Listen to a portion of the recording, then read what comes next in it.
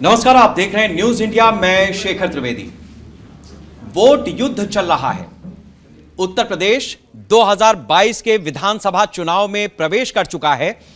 हर party, हर दल अपनी तरह से इस चुनाव प्रचार में जनता के बीच अपने अपने वादे और इरादे लेकर के जा रहा है। जनता की अपनी समस्याएं हैं जो लगातार जनप्रतिनिधियों के सामने रखी जा रही हैं। कोई कह रहा है कि हमारी सरकार आएगी तो हम ऐसा करेंगे, कोई कह रहा है कि हमारी सरकार आएगी तो हम वैसा करेंगे। एक सरकार ऐसी भी है जो अब तक चलती रही, चुनाव आचार संहिता लगी तो फिर सब कुछ चुनाव आयोग के पास चला गया, निवर्तमान सरकार हो गई। इसी उत्तर प्रदेश की योगी सरकार के श्रम एवं सेवायोजन राज्य मंत्री ठाकुर रघुराज सिंह जी हमारे साथ में हैं। बहुत स्वागत है आपका। धन्यवाद। मैं आपसे सबसे पहले तो ये जानना चाहूंगा कि जो आपके पास विभाग रहा इस सरकार में, श्रम और सेवायोजन, ये बीते 5 साल हिंदुस्तान ही नहीं दुनिया ने एक ऐसी त्रासदी देखी जिसमें सबसे बड़ा अगर कोई वैक्यूम पैदा हुआ तो इसी क्षेत्र में हुआ। लोगों का पलायन हुआ, लोगों को रोजगार की जरूरत थी, लोगों को लगातार धन की जरूरत थी। लोगों के सामने सबसे बड़ी समस्या यह थी कि वो अपना जीवन यापन करेंगे तो कैसे और जान बचेगी तो कैसे। जी। आपकी तरफ से जो कुछ मदद उन्हें दी गई, क्या आपको लगता है कि वो पर्याप्त थी या कुछ छूटा? देखिए, हम लोगों ने जो मदद की है वो एक आम नागरिक को 1000 रुपये प्रतिमाह घर बैठे, ताकि उसके सब्जी का, तेल का कुछ खर्चा निकल सके। घर बैठे राशन फ्री दिया है हमने। 1,82,000 कन्याओं का विवाह किया है हमने इस कोरोना काल में ही, गरीब कन्याओं का। हमसे पहले जब पूर्ववर्ती सरकारें थी तो 35,000 केवल मुस्लिम कन्याओं को देते थे। हमने वाल्मीकि से लेकर ब्राह्मण तक, गरीब कोई भी हो सकता है, 1,82,000 कन्याओं का विवाह 75,000 रुपये देकर किया है। तो हमने जो काम किया है, आज तक के इतिहास में पूरे भारत में इतना बड़ा विवाह शादी समारोह नहीं, जिसमें मुख्यमंत्री स्वागत के लिए बारात का, जिसमें कैबिनेट मंत्री स्वागत करने के लिए खड़े हुए हैं। जैसे गाजियाबाद में हमने 4200 कन्याओं का विवाह किया। 4200 में से 1200 कन्या मुस्लिम थी, तो हमने किसी में भी कोई भेदभाव नहीं किया। परंतु पूर्ववर्ती सरकारों ने केवल वोट के आधारित भेदभाव किया। केवल मुस्लिम कन्या ही कन्या मानी गई और उन्होंने किसी समाज की, न क्रिश्चियन की, न सिख की, न हिंदुओं की, किसी की कन्या गरीब नहीं मानी। वो 35,000 देते थे, हमने 75,000 रुपया किया और सीधे उनके अकाउंट, सीधे लखनऊ से, सरकार के अकाउंट से सीधे उनके अकाउंट में जाना। पहला होता था अगर 25,000 रुपये दे रहे हैं या 35,000 रुपये दे रहे हैं तो वो चेक देते थे। चेक में 20,000 पहले एडवांस ले लेते, तब जाके उसको चेक हैंड ओवर करते थे। लेकिन हमारे यहाँ हमने जो, अगर आदरणीय मोदी जी ने, आदरणीय योगी जी ने जो पैसा भेजा है, 75,000 है तो 75,000 उसके खाते में गया है। हमने किसी समुदाय के साथ, किसी पंथ और धर्म के साथ हमने भेदभाव नहीं किया। इसी कारण उत्तर प्रदेश में आज योगी की सरकार भारी बहुमत से बनने जा रही है। चूंकि आपके पास विभाग इतना जबरदस्त रहा है, इसलिए जो चुनावी वादे आ रहे हैं जी, विपक्ष की तरफ से खास तौर से, जैसे कहा गया कि अखिलेश यादव ने कहा कि हम 22 लाख नौकरियां जनरेट कर देंगे जैसे ही हमारी सरकार बनती है। उन्होंने कहा कि हम जो रोजगार देने की प्रक्रिया है, जैसे हमने पहले रजिस्ट्रेशन करके और बेरोजगारी भत्ता दिया, हम उस तरीके की तमाम चीज़ें करेंगे। मैं आपसे समझना चाहूँगा कि जहाँ तक रोजगार की बात है तो आप बेरोजगारी भत्ते को कितना उचित मानते हैं? खासतौर से भारतीय जनता पार्टी इसे लेकर के क्या व्यू रखती है? और दूसरा, जो सेवा योजन का काम है, एक तरफ 22 लाख नौकरियों का वादा आ रहा है और दूसरी तरफ विपक्ष का आरोप है कि साहब इधर तो पर्चा लीक हो जाता है। देखिए उनकी स्थिति क्या है। अब ईमानदारी से सारा काम वहाँ हो रहा है उत्तर प्रदेश की सरकार में। पहले चाचा भतीजे तय कर लेते थे, 1,000 तुम ले लो, 2,000 मैं ले रहा हूँ, 3,000 उनका भतीजा, 3,000 पिताजी। ऐसे करके मुख्यमंत्री का जो कार्य था वो मिनी मुख्यमंत्री कई मिनी मुख्यमंत्री थे। आजम खां अपने मिनी मुख्यमंत्री थे, शिवपाल अपने मिनी मुख्यमंत्री थे। उनके वो कहते थे उनके पिताजी मैं मुख्यमंत्री का बाप हूं, तो कई मिनी मुख्यमंत्री थे। इस कारण वो पैसा शेयर होता था। आपने देखा होगा प्रजापति जो बीपीएल कार्ड वाला 12,000 करोड़ का व्यक्ति हो गया, किनकी सरकार में? आदरणीय अखिलेश जी की सरकार में 12,000 करोड़ रुपए का वो व्यक्ति हो गया। तो कैसे हो गया? मैं आपके माध्यम से, आपके चैनल के माध्यम से, न्यूज इंडिया के माध्यम से उनसे पूछना चाहता हूं, जो बीपीएल कार्ड धारक एक साथ 12,000 करोड़ का, तो उन्होंने तो झूठ बोलकर, क्योंकि जो सरकार उन्होंने बनाई, सरकार बनाते हैं वो जातिवाद के आधारित, और सरकार बनाकर लूटना प्रारंभ उन्होंने कर दिया। देखिए उत्तर प्रदेश में इटावा, एटा, मैनपुरी में अपहरण होते थे, लेकिन मेरे अलीगढ़ में भी 3 अपहरण हुए उनकी सरकार में। लेकिन आज आदरणीय योगी जी की सरकार में उत्तर प्रदेश में अगर गुजरात से, महाराष्ट्र से कोई भी बच्ची हमारी बस में बैठ के जाएगी तो लखनऊ सीधे पहुंचेगी। किसी के माई के लाल की हैसियत नहीं है कि उसको आंख दिखा दे, और आंख दिखा दी तो वो जेल में होगा, जेल नहीं तो ऊपर होगा। मतलब कहीं ना कहीं उसकी व्यवस्था सुनिश्चित होगी इस सरकार में, क्योंकि न्याय तत्काल मिलता है यहाँ पर, वहाँ पर न्याय नहीं मिलता था। मेरे यहाँ चारों तरफ अलीगढ़ में भू माफियाओं ने इतना कब्जा किया था, हमारे अच्छे लोग जो बेचारे शांति जीवन यापन करना चाहते हैं उनकी सारी ज़मीनें इन लोगों ने कब्जा कर डाली। ऐसी स्थिति में जो कि आजकल ज़मीन और ऐसे लोगों का भाव ज़्यादा बढ़ गया है, क्योंकि ऐसे लोगों ने नोएडा देखा, नोएडा में कोई आने को तैयार नहीं था। आज 3,000 कंपनियां आदरणीय योगी जी के नेतृत्व में आई हैं, और इतनी बड़ी कंपनियां जो कि आप सोच नहीं सकते थे, और पहले आने के लिए घबराती थी कि भाई हमसे कितना पैसा मांगा जाएगा। जैसे आगरा और लखनऊ एक्सप्रेस बनाया, उन्होंने उसमें कितना पैसा लिया, आधा अधूरा छोड़ के आदरणीय योगी जी ने उसको प्रारंभ किया। योगी जी ने उसको, उससे पहले उसका उद्घाटन यमुना एक्सप्रेस का होना था, तो उनके पिताजी ने उनसे, गौड़ साहब से पूछ लीजिए कितनी रिश्वत लेने के बाद उसको अनुमति दी, प्रदान की। तो ऐसी स्थिति में भारतीय जनता पार्टी की सरकार में ऐसा नहीं होता। Bharatiya Janata party double engine की सरकार है।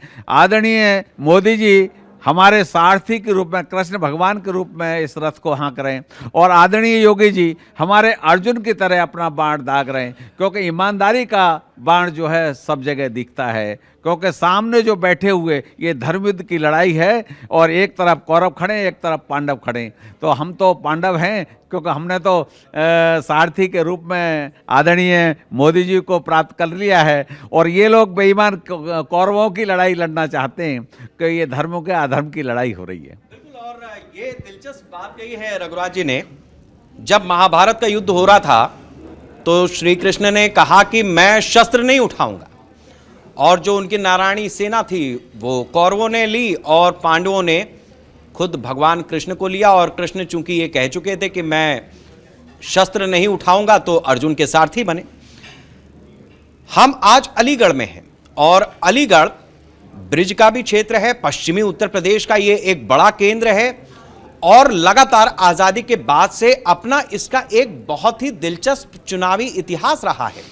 बड़ी बात यह है कि 2017 में भारतीय जनता पार्टी ने यहां 7 विधानसभा आती हैं, 7 पर कब्जा किया था। अब जिस तरीके से चुनावी रण चल रहा है उसमें हर पार्टी अपना दमखम खोज रही है। अलीगढ़ तालों का शहर भी कहा जाता है, यहां ताले बनते हैं, और अलीगढ़ मुस्लिम यूनिवर्सिटी की वजह से भी जाना जाता है, जिसकी आए दिन राष्ट्रव्यापी सुर्खियां बनती हैं। रघुराज जी, आप तो ऐसे क्षेत्र से आते हैं जहां सुरक्षा का सबसे बड़ा उपाय आम जनता के लिए किया जाता है, यानी ताला बनता है। और दूसरा, अगर हम शिक्षा के क्षेत्र में देखें तो अलीगढ़ मुस्लिम यूनिवर्सिटी जैसी एक बड़ी यूनिवर्सिटी जहां तमाम वैचारिक और बुद्धिजीवी रहते हैं, वहां से इतना विवाद उपजता क्यों है? देखिए, पाकिस्तान और हिंदुस्तान की नींव 1943 में इस यूनिवर्सिटी से पड़ी थी, और यूनिवर्सिटी में राष्ट्र विरोधी ताकतें कुछ पनपी हैं ये 10-15 साल से। पहले ऐसा नहीं होता था। राष्ट्र विरोधी ताकतों ने हमेशा, जैसे उन्होंने एक बार कहा कि योगी मोदी को हम जिंदा दफना देंगे, सीए के समर्थन में जब इन लोगों ने हल्ला बोला कि योगी और देश के प्रधानमंत्री को, आदरणीय मोदी जी को, आदरणीय योगी जी को प्रदेश के मुखिया, लोकशाही में यही इससे बड़े पद होते नहीं। उनको कहा गया कि हम इनको जिंदा दफना देंगे। मैं इनसे ये पूछना चाहता हूं, आपका नुकसान क्या है? हम बाहर से आने वाले, आज जैसे अफगानिस्तान से हमने सिख, जैन, बौद्ध, हिंदू सबको वहां से लेके आए, आज तालिबानी वहां राज कर रहे हैं, और आज वहां से अच्छे परिवार के मुस्लिम भी भागकर हिंदुस्तान में आ रहे हैं, हम उनको भी शरण दे रहे हैं। तो हमने सीए इसलिए बनाया था, ना कि इसलिए बनाया कि धर्मशाला नहीं है, कोई कहीं से आके यहाँ अपनी संख्या बल बढ़ाए, ये नहीं होने देंगे। ये चाहते हैं संख्या बल के आधारित, कि कई बार इन लोगों ने कहा है कि इस्लाम का धर्म इसमें हिंदुस्तान में होगा। मैं आपको कहना चाहता हूँ, क्योंकि ये सारे पंथ धर्म 1,96,000 करोड़ 47वां वर्ष चल रहा है ये हिंदुस्तान का, क्योंकि विश्व में हम थे। ये लोग पंथ तो बाद में आए। 2250 साल पहले क्रिश्चियनों का कोई इतिहास नहीं है, 1450 साल पहले मुस्लिम पंथ का कोई इतिहास नहीं है, 352 साल पहले खालसा पंथ का कोई इतिहास नहीं है। हम में से ही सारे माइग्रेट हुए हैं, विश्व में हम थे। देखिए हमारे यहाँ आज भी कथा जब होती है तो पंडित जी कहते हैं प्राणियों में सद्भावना हो, विश्व का कल्याण हो। मैंने बाइबल भी पढ़ी है, मैंने कुरान भी पढ़ी है, मैंने गुरुमुखी भी पढ़ी है। गुरुमुखी में 2465 बार भगवान राम का नाम आता है, और ऐसे ही एक ही ग्रंथ ऐसा है जिसे स्वयं भगवान ने लिखा है, वो कृष्ण गीता। गीता जो है स्वयं भगवान ने लिखी है। गीता को यदि 2 बार कोई अध्ययन कर लेगा, पूरे ब्रह्मांड का उसको ज्ञान हो जाएगा। अभी मार्क ट्रूली जो आपके प्रोफेसर हैं और पत्रकार भी हैं, जर्नलिज्म हैं अपने यूके में, उन्होंने अभी 6 महीने पहले बयान दिया था, आप लोगों ने भी पढ़ा होगा और मैंने भी उसको रखा हुआ है। उन्होंने कहा था जब हिंदुस्तान में रेशम पहनते थे, हिंदुस्तान में वेदों की रचना हो रही थी, तब हम लोग नंगे फुंगे घूमा करते थे, नंगे फुंगे घूमा करते थे वो लोग। तो इन्होंने कहा कि विश्व को जो दिशा देने वाला है वह हिंदुस्तान है। 0 हमने दी। विवेकानंद जी ने जब गए थे आपके शिकागो में, उन्होंने 16.5 घंटे जब अपना वक्तव्य दिया, जब वक्तव्य दिया तो उन्होंने पूछा वहाँ के लोगों ने कि भगवान कृष्ण के पीछे गोपिकाएं कैसे दौड़ा करती थी। जब 16.5 घंटे लगातार उन्होंने अपना वक्तव्य दिया, वक्तव्य देने के बाद भाग छूटे वहाँ से, मंच से। जब भाग छूटे तो उनके पीछे लोग भागे, तो उन्होंने कहा जैसे आप भाग रहे हो ऐसे ही कृष्ण के पीछे भागा करते थे। गोपिकाएं उनकी समर्थक थी, उनसे प्यार करती थी। उसका मतलब ये नहीं है कि वो उनकी सबकी सब रानियां थी, क्योंकि विश्व में एक ही उत्तर प्रदेश ऐसा है जिसको उत्तम प्रदेश आप कह सकते हैं। भगवान राम ने, भगवान कृष्ण ने साक्षात रूप में जन्म लिया है। विश्व में किसी पंथ में महापुरुष तो हो सकते हैं, भगवान ने जन्म नहीं लिया किसी में भी। चाहे आप क्रिश्चियन पंथ में ले लीजिए, चाहे आप मुस्लिम पंथ में ले लीजिए, भगवान ने जन्म लिया है। तो उत्तर प्रदेश में उत्तम प्रदेश है, इस कारण मथुरा में भगवान कृष्ण ने लिया, अयोध्या में भगवान राम ने लिया। इसलिए लिया है कि उत्तम भूमि है। विश्व के आप जैसे हार्ट ऑफ अर्थ जो कहा जाता है वो उत्तर प्रदेश है। आप कहीं से भी पृथ्वी को घुमा लो तो हार्ट ऑफ अर्थ जो है उत्तर प्रदेश है, इस कारण यहां लिया है। और जो तीसरा भी अवतार होगा वो हमारे बगल में 100 किलोमीटर संभल में होगा। ये वेद कह रहे हैं, हमारे शास्त्र कह रहे हैं, बाकी पंथों में नहीं है ये। बाकी पंथ तो कहां की ईंट कहां का रोड़ा, भानुवती ने कुनवा जोड़ा। ठीक है, अब वापस हम अपने संविधान पर ही आ जाते हैं। चूंकि आपने जिक्र किया कि CAA का जो कानून बना, जो घुसपैठिए हैं उनको एक तो बाहर निकालने में वो मदद करेगा, दूसरा जो अन्य अल्पसंख्यक हैं अन्य राष्ट्रों में, जिसमें बौद्ध हैं, हिंदू हैं, जैन हैं, सिख हैं, इनको वापस लाने की एक ऑथराइज्ड प्रक्रिया चलेगी। लेकिन बुरा मत मानिएगा रघुराज जी, मेरा अपना भी ये पत्रकारी अनुभव है कि जिनको आप किसी तरीके से लेकर के आए वो तो ठीक है, ऑन रिकॉर्ड हैं, लेकिन बहुतायत ऐसी भी और उत्तर प्रदेश के तो हर जिले में है जिनका कोई रिकॉर्ड नहीं है, और आप मांगिए तो उनके पास सारे रिकॉर्ड भी मिल जाएंगे, जो अपनी तरह से वो बनवाने में कोई कसर नहीं छोड़ते। इस नेक्सिस पर तो 5 साल में कुछ हुआ ही नहीं। देखिए बिल्कुल सही है, मैं आपकी बात से सहमत हूं। परंतु चूंकि देश के जनमानस में सरकार चला के उत्तर प्रदेश की दिखाना, इस काले अध्याय को वापस करना, जैसे गुंडा राज, माफिया राज, इस सब को ख़त्म करने में 5 वर्ष छोटा समय मिला है। आदरणीय योगी जी को ये अगला जो 5 वर्ष मिलेगा, आप देखिए सब चिन्हित होंगे और ऐसे लोग जो बाहर से आके आयातित लोग यहाँ के उन्होंने आधार कार्ड बनवा लिया है, वोटर कार्ड बना लिया है, वो सारे वापिस होंगे, क्योंकि हिंदुस्तान धर्मशाला नहीं है। हिंदुस्तान में आयातित लोगों को नहीं आने दिया जाएगा। जो परमिटेड होंगे, जिनको हम लोग वहाँ से, जिनको जहाँ परेशानी, जैसे पाकिस्तान में अभी आपने देखा होगा दिल्ली में कुछ परिवार आए हैं, हमने उनको नागरिकता दी है, कितने प्रसन्न हुए हैं, क्योंकि वहाँ पर उनकी बहन बेटियों को छीन लिया जाता था। सन 47 का वाक़या आपने देखा होगा, कैसी स्थिति पाकिस्तान ने की थी इस देश के प्रति। और आज अखिलेश जी कह रहे हैं कि हमारी लड़ाई चाइना से है, पाकिस्तान से नहीं है। तो ये लोग जो केवल वोटों का ध्रुवीकरण करने के लिए, इसलिए आदरणीय योगी जी ने कहा 80 बनाम 20% का मामला है। जो देशद्रोही हैं वो 20% में जाएंगे और जो राष्ट्रभक्त हैं वो 80% में जाएंगे। इसलिए बहुत बहुमत में हमारी भारतीय जनता पार्टी की सरकार बनेगी उत्तर प्रदेश में। ये योगी जी का और ये मोदी जी का ऐसा कहना है, और जनमानस में अपने विचारों को हम लोग जैसे वोट मांगकर उनके बीच में जा रहे हैं। और क्योंकि उससे पहले जो चुनाव आयोग का जो भी आदेश है उसके अधीन हम लोग काम कर रहे हैं। भारतीय जनता पार्टी का कार्यकर्ता अनुशासित कार्यकर्ता है, घर घर जाके वोट मांग रहे हैं। जैसा चुनाव आयोग का निर्देश, इनके यहाँ चुनाव आयोग के निर्देश का पालन नहीं होता था, न यूपीए सरकार में होता था, न सपा सरकार में होता था। गुंडागर्दी, बूथ कैप्चर, यहाँ पर सारे डीएम, सारे एसएसपी ऐसा चुनाव कराएंगे, निष्पक्ष चुनाव, कहीं कोई बूथ कैप्चर नहीं हो सकती। इन लोगों के टाइम में बूथ कैप्चर होती थी, इनके टाइम में ये बैलेट पेपर इसलिए चाहते हैं कि बूथ कैप्चर आसानी से हो जाएगी, उसको ठक ठक ठक ठक करके भर देते थे।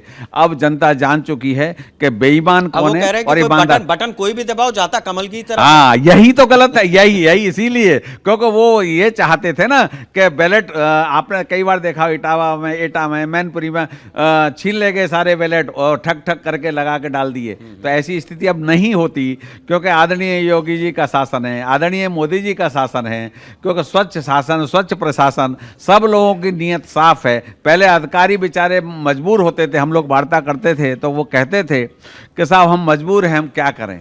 आज कोई अधिकारी मजबूर नहीं है, और आज मजबूर कौन है? गुंडा, बदमाश, बेईमान, चोर, उचक्के, डकैत, ये सब मजबूर हो गए आज आपके से और एक साधारण व्यक्ति से। वो लोग घबराने लगे हैं, पहले नहीं घबराते थे। आपके घर आ गए, कब्जा कर लिया, और खुल्लम खुल्ला सरकार के एसएसपी, डीएम उनको समर्थन करते थे। जो थाने में जाके बैठा करते थे बदमाश, गुंडे बदमाश, आज हैसियत नहीं है किसी गुंडे बदमाश की जो थाने में जाके बैठ जाए, आज तुरंत जेल में डाल दिया जाता है। एक चीज बताइए, चूंकि आपने जो गुंडे, बदमाश, माफिया, देखिए कोई पेट से तो ऐसा पैदा नहीं होता, लेकिन हमारे समाज में इस तरीके के असामाजिक तत्व जिन्हें हम कहते हैं वो बन जाते हैं।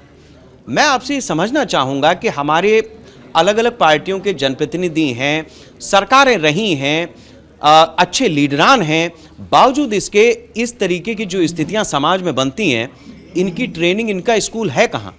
देखिए, इनका स्कूल उन्हीं के पास है जो माफियागिरी करते हैं। आपने देखा होगा कि आदरणीय मुलायम सिंह जी ने कहा था लोकसभा में, ये तो तारांकित प्रश्न है, उन्होंने कहा बलात्कार हो जाते हैं, बच्चों से गलतियां हो जाती हैं। जब आप बढ़ावा दोगे ऐसे करके तो स्वाभाविक है कि गुंडागर्दी बढ़ेगी। जैसे आपका मुजफ्फरनगर कांड, अखिलेश की सरकार में 34 बार हिंदू मुसलमान हुआ और सपा की सरकार में 32 बार हिंदू मुसलमान हुआ। आदरणीय योगी जी की सरकार में एक बार भी हिंदू मुसलमान नहीं हुआ। किसी के माई के लाल की हैसियत नहीं कि हिंदू मुसलमान कोई कर दे, क्योंकि यहाँ पर राशन हिंदुओं को भी उतना ही मिला है जितना उनको मिलना चाहिए, उतना ही मुसलमान को मिला है जितना उनको मिलना चाहिए। किसी को अछूता हमने छोड़ा नहीं है। लेकिन आपने चाहे वो कन्याओं की शादी की बात हो, चाहे राशन देने की बात हो, चाहे पढ़ाई लिखाई की बात हो, आपने कहा बगैर किसी भेदभाव के हमने दिया है। बावजूद इसके जो मुस्लिमों में एक परसेप्शन है, देखिए राजनीति में परसेप्शन बहुत मायने रखता है। मुस्लिमों में जो परसेप्शन है, उनको ये लगता है कि बीजेपी अपनी है नहीं। ठीक है, इक्का दुक्का विधायक भी हैं, सांसद भी हैं, मंत्री भी हैं, लेकिन बात वो नहीं बन पाती जिससे आप उनको कहें कि नहीं ये मुख्य धारा में आ गए। और खासतौर से जैसा आपने कुछ दिन पहले एक बयान आपका चर्चा में भी था कि मदरसों का ऑनलाइन संस्करण जो है वो तो हुआ, बावजूद इसके उनकी जो रीति नीति है वो बदली नहीं। मैं आपको बताना चाहता हूं, परसों दैनिक जागरण में निकला है, यूके से पत्रकार हैं आपके, बड़े अच्छे मजे हुए, अतीक अहमद शायद नाम है, दैनिक जागरण के परसों के पेपर में निकला है कि हिंदुस्तान में मदरसे अविलंब बंद कर देने चाहिए। और क्योंकि मदरसे बंद हो जाएंगे तो एक शिक्षा प्रणाली लागू हो जाएगी, जिससे मतलब वो मुस्लिम हैं, ये देखिए, ये परसों के दैनिक जागरण में मेरे पास उसका वो प्रमाण निकाल के रखा है।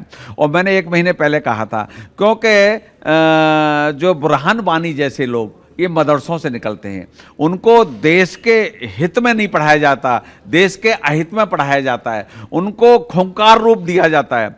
और एक शिक्षा प्रणाली हो जाएगी तो अकबर महान नहीं होगा, यहाँ पर पृथ्वीराज चौहान महान होगा।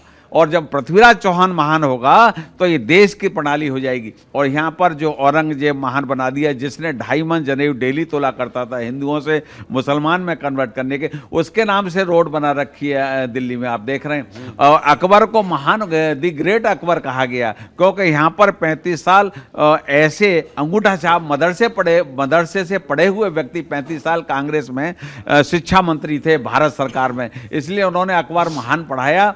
इन कम्युनिस्टों ने, इन बेईमानों ने जो ऐसा रचना रचकर हमारे जो, क्योंकि अभी हमारे वो कह रहे थे पत्रकार बंधु कि हम लोगों को पढ़ाया ही गया है, तो मैंने कहा अब जो अच्छी प्रणाली जब आएगी और पढ़ने के लिए सुचिता आएगी तो समझ में आएगा देश हमारा महान क्यों है। इसमें एक चीज़ और भी है, जैसे जब मुरली मनोहर जोशी जी एचआरडी मिनिस्टर थे उस समय पे भी बहुत सारा काम किया गया शिक्षा में। अभी भी केंद्र में लगातार शिक्षा पे काम किया जा रहा है, राज्य की तरफ से भी बहुत सारे अपनी चीज़ें आ रही हैं। बावजूद इसके हम जो देखते हैं, जैसे अयोध्या में एक बड़ा ऐतिहासिक काम हुआ, राम मंदिर बनना शुरू हुआ वहां पर, लेकिन हमारे एक सांसद और हैं, हैदराबाद से आते हैं, उन्होंने कहा कि हम 500 साल के बाद भी बताएंगे कि 500 साल पहले वहां पर क्या था। तो जब इस तरीके की एक प्रोवोकेशन लगातार समाज में चलती रहेगी तो फिर आप इससे कैसे पार पाएंगे, और क्या ये ध्रुवीकरण नहीं है?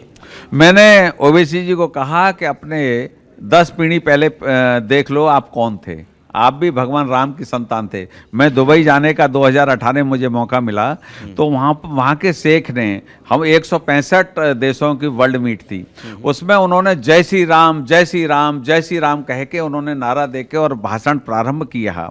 और प्रारंभ किया तो शाम को उनके पैलेस पे भोजन था हम लोगों का, हम लोग 22 लोग थे भारत से। तो मुझे लगा कि मैं दिल्ली में बैठा हूँ कि अलीगढ़ में बैठा हूँ कि लखनऊ में बैठा हूँ, क्योंकि हमारे यहाँ का कन्वर्टेड मुसलमान है, वो असली मुसलमान अपने आप को कहते हैं। उन्होंने जय श्री राम जय श्री राम जय श्री राम कहा, तो मैंने उनसे पूछा, शाम को उनके यहाँ भोजन था, मैंने शेख साहब आपको जय श्री राम कहने का ऐसा क्यों लगा? बोले हमको इसलिए लगा कि मैंने मुरारी बापू की 6 महीने पहले कथा कराई थी। मुरारी बापू ने कहा आने जाने का खर्चा लूँगा और आपसे और कोई शुल्क लूँगा नहीं, केवल रहने की व्यवस्था और आने जाने का टिकट आपसे लूँगा। लेकिन जो आपकी सबसे बड़ी बीवी है, जो मेरी पोथी आप और आपकी बीवी सबसे बड़ी, 2 दिन पहले और 2 दिन बाद तक नॉनवेज नहीं खाएंगे, मैं 7 दिन की कथा कहूँगा, तब आपको सारा कुछ समझ में आएगा। उन्होंने कथा कराई, मुस्लिम कंट्री होने के बाद उन्होंने कथा कराई। कथा कराने के बाद उनके समझ में आया कि हम भी हिंदू ही थे, हम ये सारा कन्वर्टेड हुआ है, क्योंकि ये सब समाज जो है सनातन धर्म ही एक धर्म है विश्व में, क्योंकि सनातन धर्म की कोई डेफिनेशन नहीं है और न इसका, क्योंकि 26 अक्षर हैं अंग्रेजी के और 56 अक्षर हैं हिंदी के, 62 अक्षर हैं आपके संस्कृत के, सारी भाषाओं की 7600 भाषाओं की जननी संस्कृत है, इसलिए संस्कृत से सारे माइग्रेट हुए हैं। हिंदुस्तान स्वर्ग लोक, मैं आज भी इसी बात को कहता हूँ, हिंदुस्तान स्वर्ग लोक है, अफ्रीका नरक लोक है, और आप अमेरिका चले जाएंगे तो पाताल लोक है। जब सोने की लंका बनाने के बाद भगवान विश्वकर्मा विश्राम के लिए पाताल लोक अमेरिका गए थे, आज भी वहाँ चिन्ह है, मौजूद है, इसलिए मैं प्रमाण के साथ कहता हूँ। लेकिन इसको कह देते हैं पत्रकार बंधु रघुराज सिंह के बिगड़े बोल, मैंने सही कहा है, लेकिन ये कालांतर में 600 ईस्वी में ये मुगल आए, इन्होंने हमारे धर्मों पर प्रहार किया। तो मैं आपको बताना चाहता हूं, उस समय साधु संगत जो होती थी, केवल ब्राह्मण साधु संगत होती थी। उन बुद्धिजीवियों ने हर 12 कोस बाद भजन कीर्तन करके कहा था, चिंता मत करिए राम राज आएगा, राम राज आएगा, चिंता मत करिए राम राज आएगा। तो इसलिए आज वही राम राज है, उनकी स्थापना हो रही है राम राज की। तो हिंदुस्तान स्वर्ग लोक है, अफ्रीका नरक लोक है, पातालोक अमेरिका है, लिखा है, शिद्दत से लिखा है, लोगों को ज्ञान नहीं है। ठीक है, तो इसमें कोई बोल बिगड़ने वाली बात भी नहीं है। ये लोकतंत्र की एक प्रक्रिया है, ये अभिव्यक्ति की स्वतंत्रता में भी ये हिस्सा भी आता है जब लोग इस तरीके की बात करते हैं कि साहब हम अभिव्यक्ति की आज़ादी हमारी खतरे में है। और ये बात जहां से सबसे ज़्यादा उठती है वो सेंटर पॉइंट दिल्ली हो जाता है। अलीगढ़ और दिल्ली दोनों जगह की एक एक यूनिवर्सिटी और लगातार विवादों में, लगातार चर्चा में। मैं आपसे ये समझना चाहूँगा कि जो बात अलीगढ़ मुस्लिम यूनिवर्सिटी से उठती है वो जेएनयू में जाके कॉपी हो जाती है, और जो बात जेएनयू से उठती है उसमें और कहीं प्रदेश में बवाल हो ना हो, आपका अलीगढ़ जो है वह यहाँ पर तुरंत एक्टिव हो जाता है। तो ये दिल्ली और अलीगढ़ का जो कनेक्शन है, वैसे तो मैं मानता हूं कि एक समय ये बड़ा सेंटर पॉइंट हुआ करता था चौधरी चरण सिंह के समय पे, कर्पूरी ठाकुर जी के समय पे, लेकिन पॉलिटिक्स के लिहाज से, किसानों के लिहाज से ये किस तरीके की सियासत है रघुराज जी? ये सियासत जो है कांग्रेसियों की देन जवाहरलाल नेहरू यूनिवर्सिटी है, कांग्रेसियों की देन ये है, क्योंकि इसको उस टाइप का इन लोगों ने कल्चर बना दिया है कि हिंदू विरोधी जितना कहोगे तो आप विश्व में आपका नाम छपेगा। यानी हिंदुस्तान विरोधी जो भी नारे लगाओगे, प्रधानमंत्री को जिंदा दफनाओगे, मुख्यमंत्री को जिंदा दफनाओगे, तो आप सुर्खियों में रहोगे। ऐसा है जवाहरलाल नेहरू यूनिवर्सिटी का मैटर है, ऐसा ही इसका मुस्लिम यूनिवर्सिटी का है। तो कुछ लोगों ने, हमारे अलीगढ़ के मुस्लिम इस टाइप के नहीं हैं, लेकिन ये बाहर से आयातित लोग हैं। आयातित कोई बिहार से है, कोई बंगाल से है, कोई उड़ीसा से है, कोई केरला से है, वह सब आके यहाँ राजनीति करते हैं। यहाँ से स्टूडेंट लीडर बन के वो अपने यहाँ नेता बनते हैं। नेता कैसे बनते हैं? क्योंकि हिंदू विरोधी भावनाओं को भड़काकर नेता बनना चाहते हैं, यहाँ से सुर्खियां बटोरते हैं। मैं अब आखिरी हिस्से में आ रहा हूँ, चर्चा के समय हमारा खत्म हो रहा है। मैं दो चीजें आपसे जानना चाहूंगा। एक चीज तो ये समझना चाहूंगा कि जैसा मैंने अभी कहा भी कि ये एक समय चौधरी चरण सिंह जी का गढ़ हुआ करता था, यहीं से प्रदेश की सियासत घूम रही थी। वो मुख्यमंत्री यहीं से बने, वो प्रधानमंत्री यहीं से जाकर के बने, कर्पूरी ठाकुर जैसे बुद्धिजीवियों का ये गढ़ हुआ करता था। फिर किस तरीके की स्थिति बनी कि पश्चिम में जो किसान आंदोलन चला उसको लेकर के आप अपनी बात रख नहीं पाए, या शायद वो लोगों के समझ में नहीं आई, और उसके बाद वो कानून आपको वापस लेना पड़ा। तो पश्चिम के किसानों को आप चुनाव में क्या कहने जा रहे हैं, कैसे समझा रहे हैं उन्हें? देखिए, हमारे पश्चिम के किसान जो है अन्नदाता हैं हमारे, और इस देश के भाग्य विधाता भी हैं। अन्नदाता से मैं तो यही अपील करूंगा, क्योंकि मैं भी किसान हूं, हमारा कहीं कोई नुकसान नहीं हो रहा था। आदरणीय मोदी जी ने कहा है कि हम समझा नहीं पाए, बात सही है, क्योंकि हम लोग जगह जगह जिस हिसाब से समझाना चाहिए समझा नहीं पाए। श्रीमान टिकैत जी का आपने अगर आंदोलन से 45 दिन पहले का जो सुना होगा तो उन्होंने स्वागत किया है। एक कृषि कानून बहुत अच्छा लागू किया है, आपने शायद देखा होगा, हिंदुस्तान में भी है, दैनिक जागरण में, कई में उनका इंटरव्यू है। उसमें उन्होंने साफ शब्दों में कहा था कि बहुत सुंदर ये कानून लागू किया है देश के प्रधानमंत्री, वो बधाई के पात्र हैं। 45 दिन बाद क्या ऐसा हुआ जो पंजाब से और कुछ हरियाणा से हमारे पश्चिम के किसान उद्वेलित नहीं हुए? पश्चिम के किसानों को बखूबी जानकारी थी। होता क्या था कि यहाँ से जैसे सहारनपुर से अनाज ले गए और उन पर 100 बीघा ज़मीन है, 200 बीघा का अनाज बेच रहे हैं वो लोग। तो इस कारण हमारे पश्चिम को तो यूज किया है। पश्चिम के किसान बहुत समझदार हैं और भारतीय जनता पार्टी को वोट देंगे, भारी बहुमत से उत्तर प्रदेश की सरकार बनाएंगे। योगी जी में उनकी समर्पण की भावना है।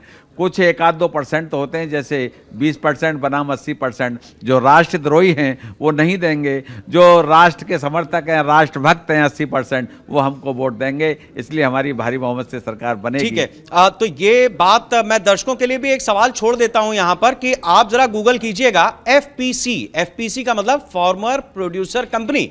ये सरकार की एक योजना है, लेकिन क्या आपको पता है, और खासतौर से वो जो गांव में है, किसान है, वो जरूर इस बात को खोजें।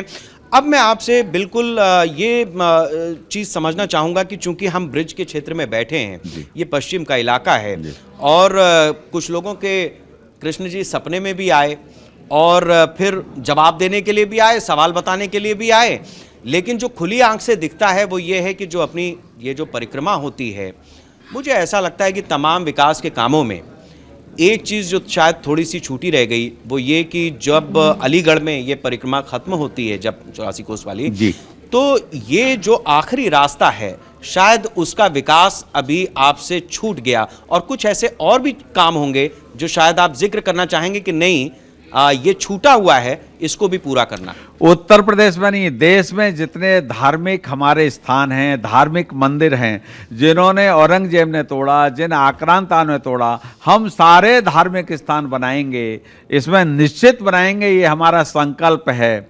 और मैं इस बात को बड़ा बखूबी स्पष्ट कहता हूँ कि भगवान कृष्ण का स्थान जैसा आपकी इच्छा वैसा ही बनेगा, जैसे अयोध्या का निर्माण हो रहा है, जैसे काशी का निर्माण हो गया है, वैसा ही भगवान कृष्ण का, क्योंकि भगवान कृष्ण की गीता से विश्व की रचना हुई है और विश्व के लोग उसको पढ़ते हैं। पहले ताजमहल दिया जाता था प्रधानमंत्री की ओर से, आज वो गीता भेंट की जाती है। जापान जाएंगे हमारे आदरणीय प्रधानमंत्री तो गीता देते हैं उनकी भाषा में, अमेरिका जाते हैं तो अंग्रेजी में गीता देते हैं। तो गीता का सार विश्व को प्रसारित हो रहा है, इसलिए आप चिंता मत करिए, भगवान कृष्ण की जन्मस्थली भी ऐसी बनेगी जैसी अयोध्या। ये हमारा खुल्लम खुल्ला एजेंडा है, इसमें कहीं कोई कंप्रोमाइज नहीं है।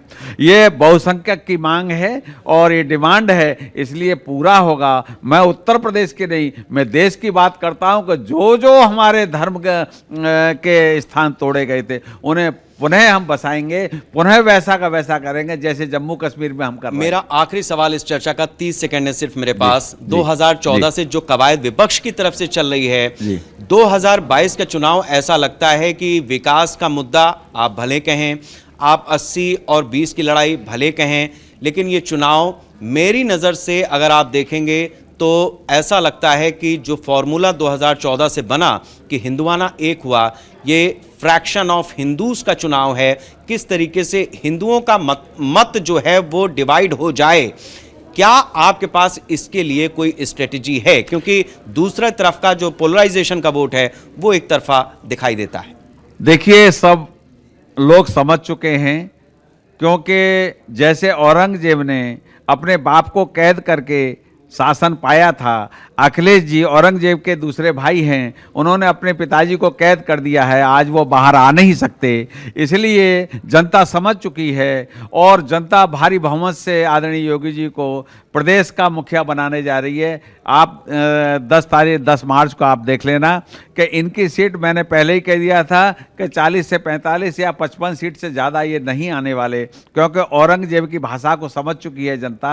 इसलिए 20% और 80% का ध्रुवीकरण ऑटोमेटिक होने वाला है। बहुत बहुत शुक्रिया रघुराज जी हमारे साथ समय देने के लिए। न्यूज इंडिया पर वोट युद्ध लगातार जारी है, अलग अलग शहर, अलग अलग लोग, अलग अलग बातें और सरकार से तीखे सवाल भी, जो अब निवर्तमान हो चुकी है। इसी में आज हमारे साथ ठाकुर रघुराज सिंह जी थे, श्रम एवं सेवा योजन राज्य मंत्री थे। हमने उनसे तीखे सवाल लिए और जवाब सुने, उनकी फायर ब्रांड भाषा का आप सब ने भी जवाब के रूप में उनकी बात सुनी है। लेकिन खुले दिमाग से जब आपके मत डालने की बारी आए, वोट डालने की बारी आए, आप अपने विवेक का इस्तेमाल कर वोट डालिए और वोट जरूर डालिए। नमस्कार। धन्यवाद।